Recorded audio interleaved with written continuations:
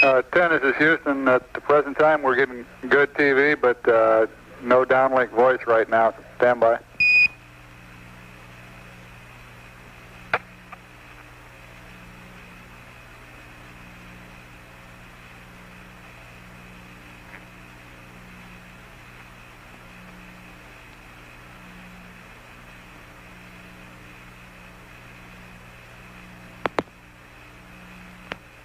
Hello, Houston. How do you read now? Oh, Roger, 10, this is Houston. Reading you loud and clear on the voice now, and a clear TV signal, over. Okay, the moon and the Earth are the same relative size to us now. The planet Jupiter is easily visible, about five diameters from the moon. We can see stars within 6 diameters of the moon. Anything within that is washed out.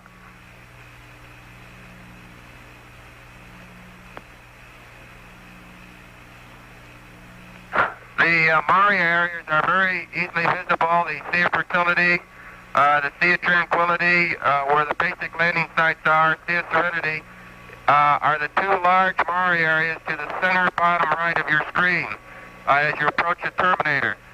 I don't know whether you heard me the first time, but the moon effectively to us is upside down. The North Pole is at the bottom, the South Pole at the top.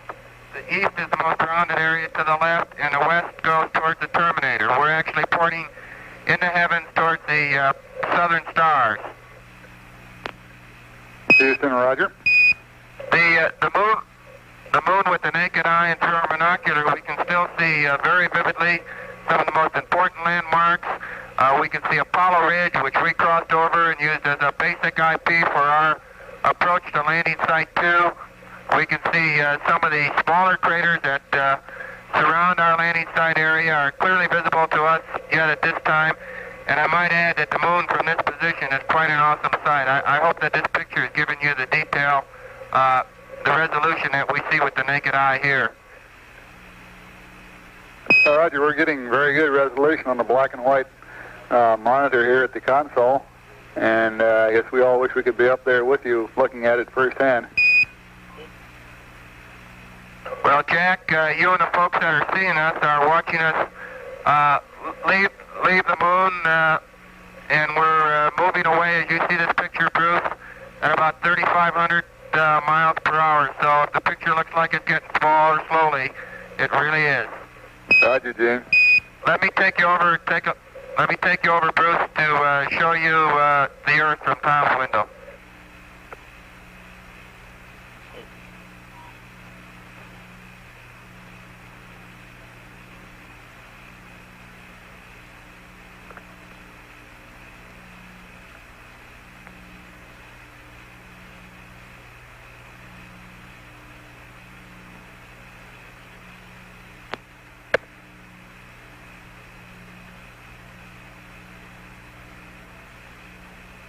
At this time, you should have the Earth coming through on your set down in Houston, over. Roger, we've got it. Okay, Houston, Apollo 10, we're looking at the Earth out our left window. We're now approximately 168,000 miles on our return journey to the Earth, and again, relative to the Earth, we're traveling approximately 3,500 miles an hour. As you can see the Earth there, actually it's upside down with the white cap is the North Pole. And since most of you watching your TV sets can't turn upside down very easily, what I'm going to do is turn this camera over upside down since it's no trouble for us. See if that will work.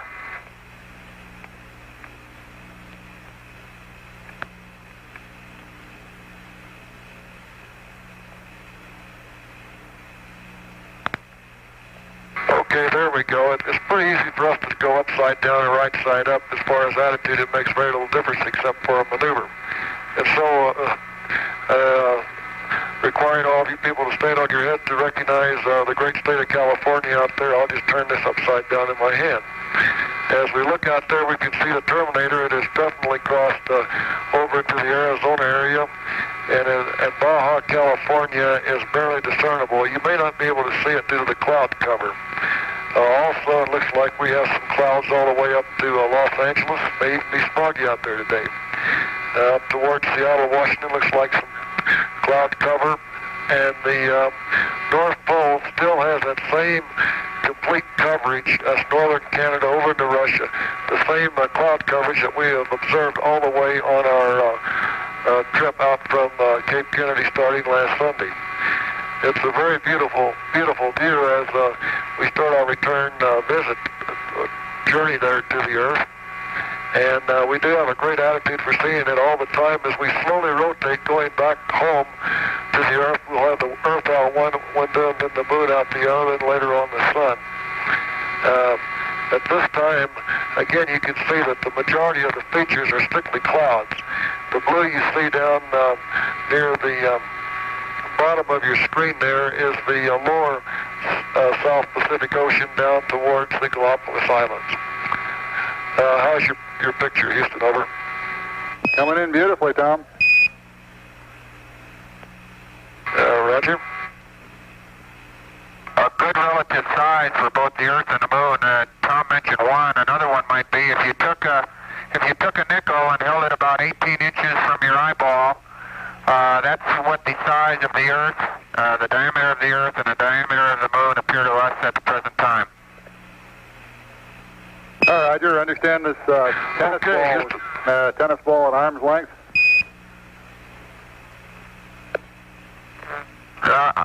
It's more like a nickel at arm's length for the average eyeball.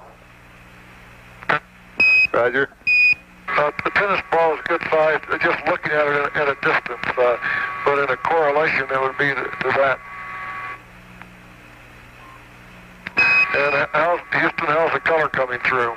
Mostly whitish clouds to the right of the set, and a darkish brown in there towards the California coast, and the blue down in the South Pacific. Over. Roger, the color is coming in here with high fidelity. Sounds great. Okay, Houston, we're going to take you inside the cockpit for just a couple of minutes here. Over. Roger.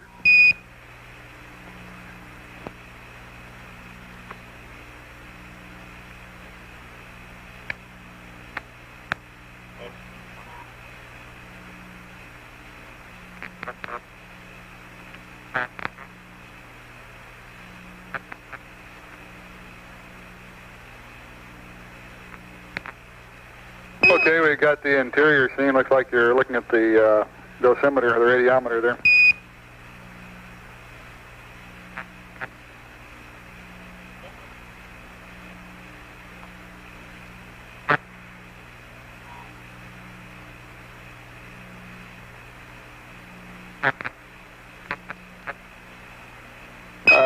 This is Houston. We're not getting very much illumination. Is that John at the nav base? Roger. We can make out the wall of the spacecraft clearly there, but as for John's back, it's pretty well shadowed right now. Okay, John's using the optics in a rather unorthodox fashion right at the moment. He appears to be upside down. Just a second. I'll see if I can turn him right side up for you.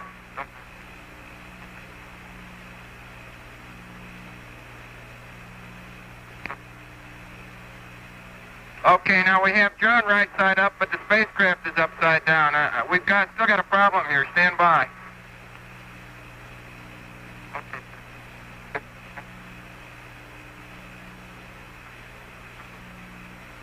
I guess we'll just have to accept the spacecraft right side up and John upside down. Here he comes.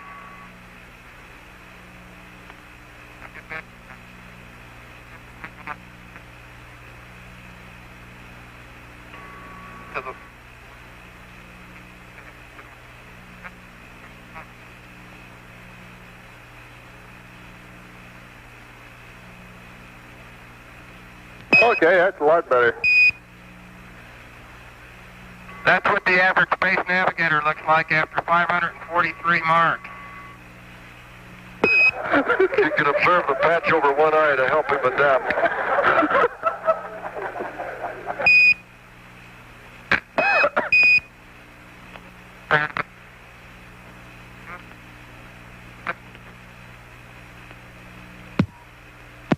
Roger, you really got us all broken up here down the motor. Well, you might think it was some ancient pirate, but actually this is what the modern-day space navigator looks like after all the marks that he's been taking. He's done a fantastic job on determining the altitude of the moon's surface and shooting all the star sightings. Over. You can see John's star chart above his optics right there, and above that are some of the codes that are used to operate the computer, the guidance computer on board. Roger.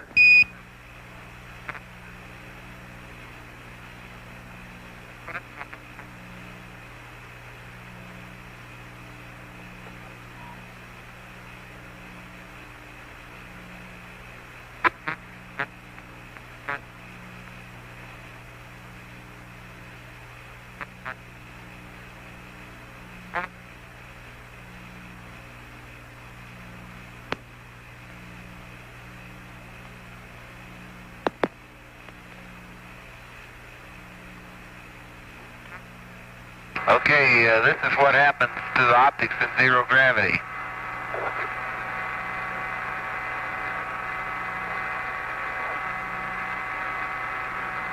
Once you start a screw or a bolt turning up here, it just keeps right on going forever. Just absolutely no friction associated with operation of moving parts. That's why we have to stick everything together with glue.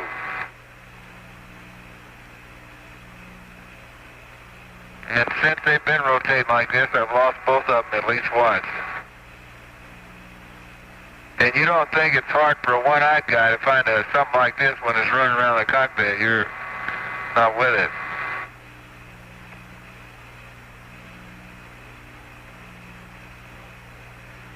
I'll back off and show TP here.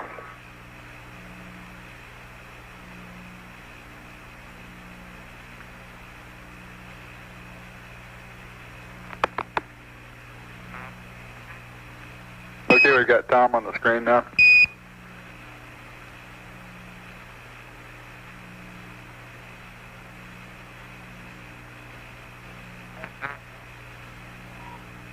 Ten, this is Houston. Tom's voice isn't coming through.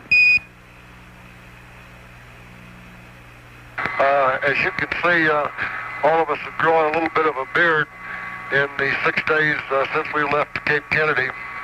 It's been a fantastic voyage out here, and it's certainly been a sight, and we hope we've been able to share a part of it with you by sending back some pictures. Roger, and they've been some very impressive pictures, too.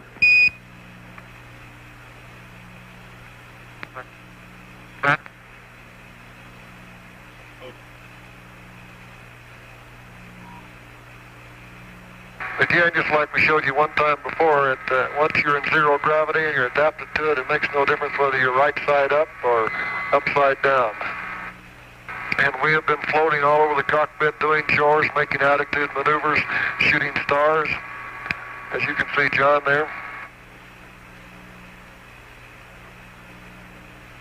And we feel in really great health. In fact, we felt great ever since we climbed aboard the Saturn V rocket on Sunday.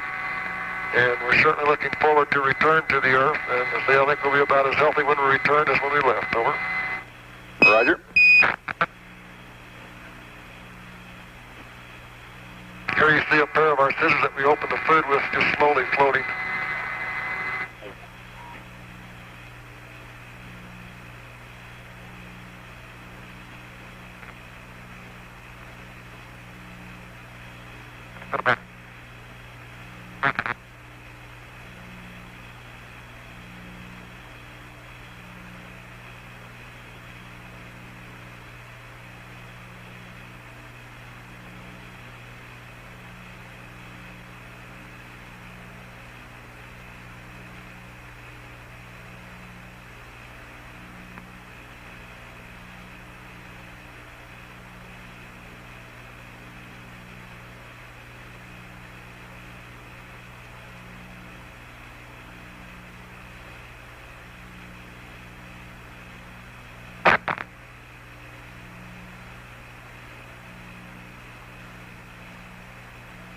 Okay, we'll go over to the right side of the cockpit. And here's Gene Cernan. As you Right now, Gene and John are vying for the basic contest of who's growing the best mustache. For Jack Schmidt's sake, this is how we take targets of opportunity.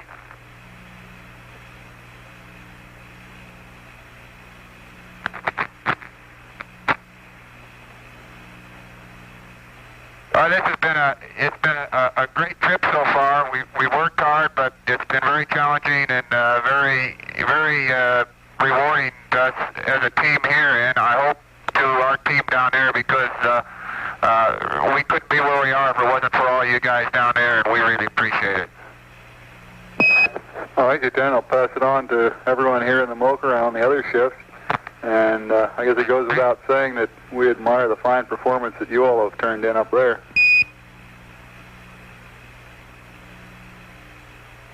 Thank you, Bruce. It's really been great. That pass down to the lunar surface at 50,000 feet in the rendezvous, and then shooting the top part of Snoopy around the sun, and all the landmark tracking, and viewing the moon as we saw it, and also that climb out this morning as we left the moon. That's something you just won't ever forget. And it was so fantastic that we just wanted to share it there with you. Over. Roger. Here you see Gene turning around the flashlight that's turned on.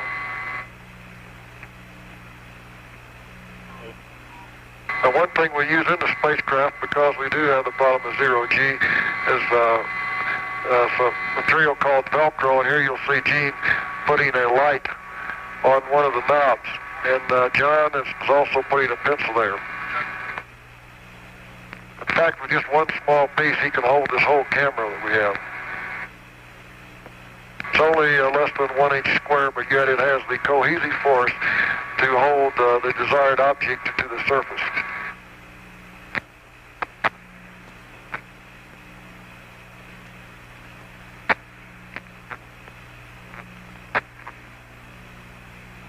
Well, we're going to end our TV cast now by again just showing you the Earth and the Moon for one quick glance. And Gene will take the camera and point it out to the moon. Ten, this is Houston. Is there anything we could see in the vicinity of the tunnel regarding condensation or anything up there? Oh, I will take you up in our tunnel there. We got a lot of gear stored in it.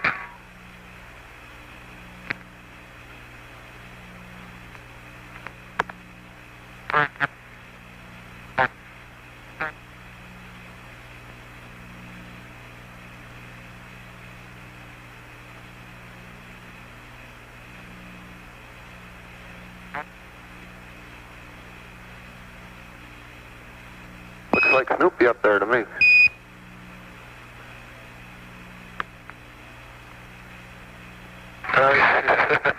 You better believe that might be a part of Snoopy.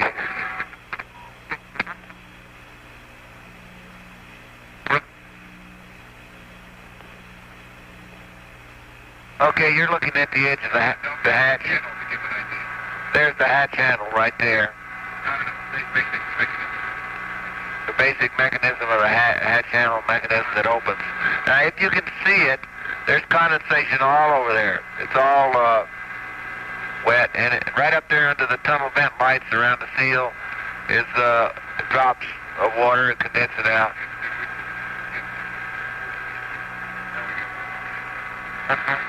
Can you see that water on a tube? Does it show up on a monitor? And there's condensation on the walls of the tunnel as far down as the top of the hatch surface.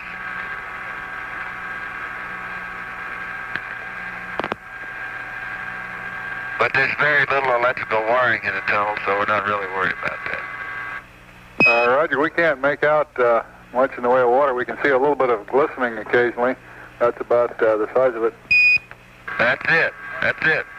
Well, there's a thin film of drops all over the hatch, and right there. Roger, we caught something there. Can you see that? Roger.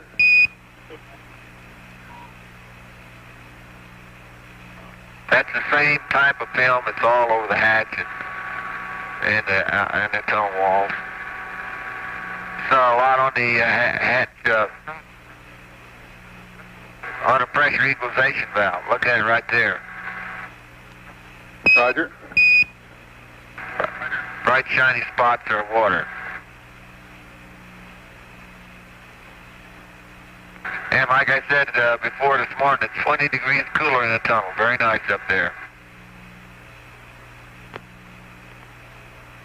The pressure equalization valve is covered with water. Well, every piece of equipment in there, particularly the steel pieces around the rim of the seal and the pressure equalization valve, are covered with a thin film of water drops. And you can see some even on the hatch mechanism.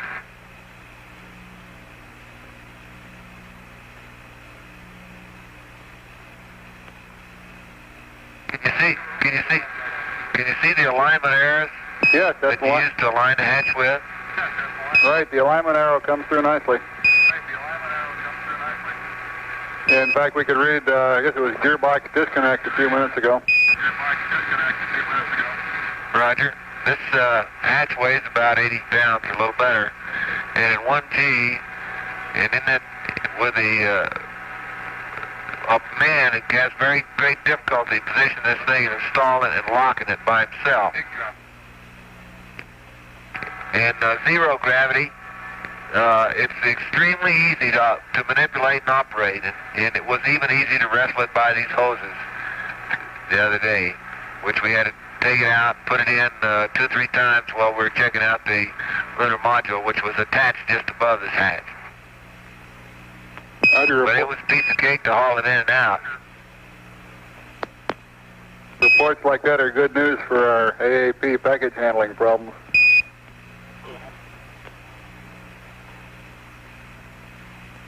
I didn't see it. I didn't say it'd be easy for AAP, Bruce.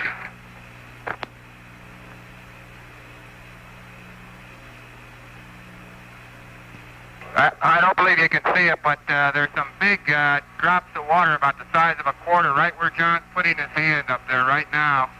Right opposite that tunnel light and opposite the end of the hatch handle. It's on the vertical portion of the hatch.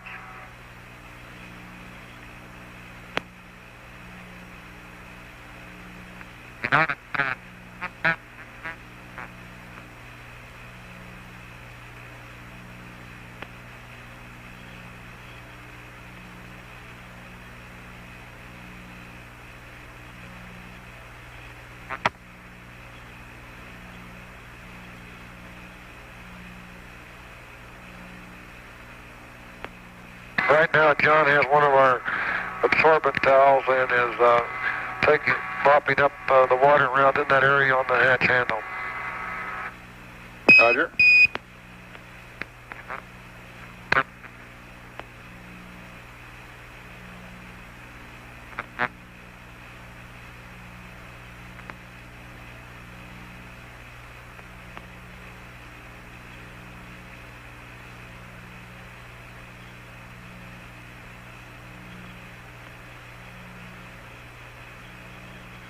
Okay, we're getting an outside view again.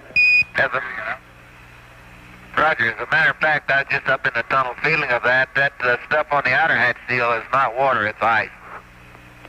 Roger, ice.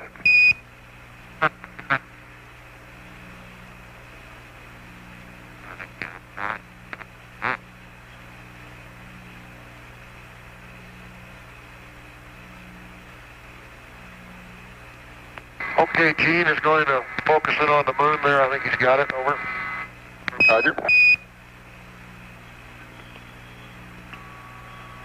Okay, like Tom did with the Earth, I've turned the moon over for you, and you're looking at the North Pole at the top, the east is to the right, and the south is to the bottom of your screen. You're looking at the main area that we were interested in as far as landing site operation is concerned, the dark area in the middle, the Maria, Sea of Tranquility, Sea of Fertility area. As I say, with the naked eye, this is still very plain and very visible, and this is full zoom on the lens. The relative size, again, at some